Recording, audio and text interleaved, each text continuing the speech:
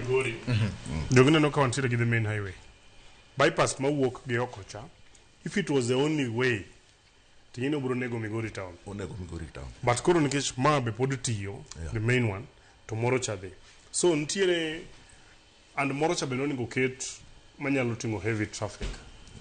So that can't yet trailer madongo dongo motingo mzigo makalo madhi border wa gi Tanzania. Okochuno ni gilu CBD. Ginyalo luwo gi kocha ka gichopo Kakarao to gibaro ka gidhi kocha.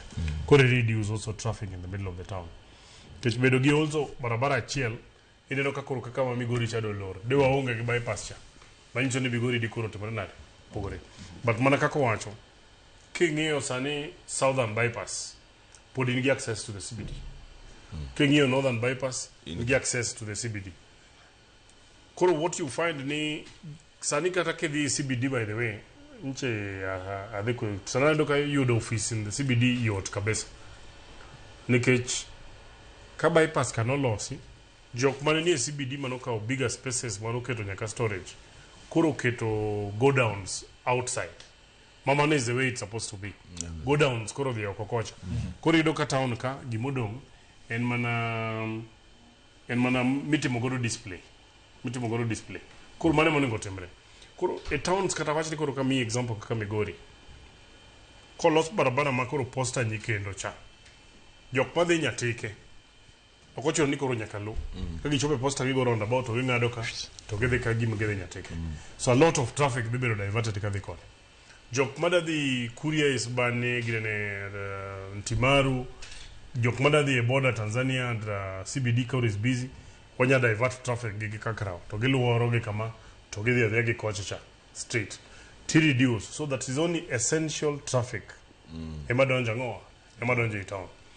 Ponono ni koro isedo no kata ka lweny bedo ga sama ji dwa relocate. For example king'iyo bus stage ma Migori ngine ne CBD kanyo opong'o kacha ting'eno tin e gineno ka koro ntiere ga spill ma ji biro nyaka barabara geche park nyaka barabara kone ko yaw yore ma oko kone kakore biro kata kedwa ni mondo relocate the bus stop from kama entiere cha mondo mi iwe CBD obed what it essentially supposed to be to bedo ne gima yot nikech kamitero gie ntiere accessibility ma geche nyalo timore nade nyalo timore.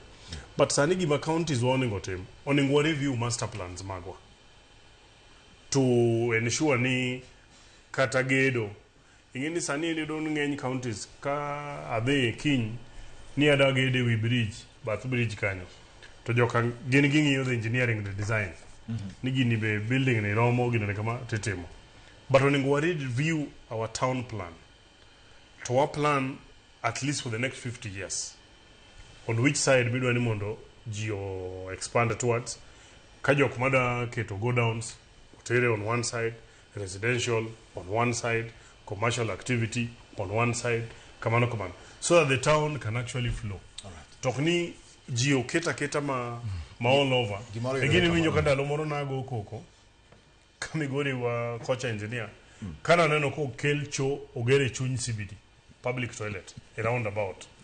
Ogere choy, actually no okwanyal nikech Macha is a central business district. Okenyal they right in the middle of town.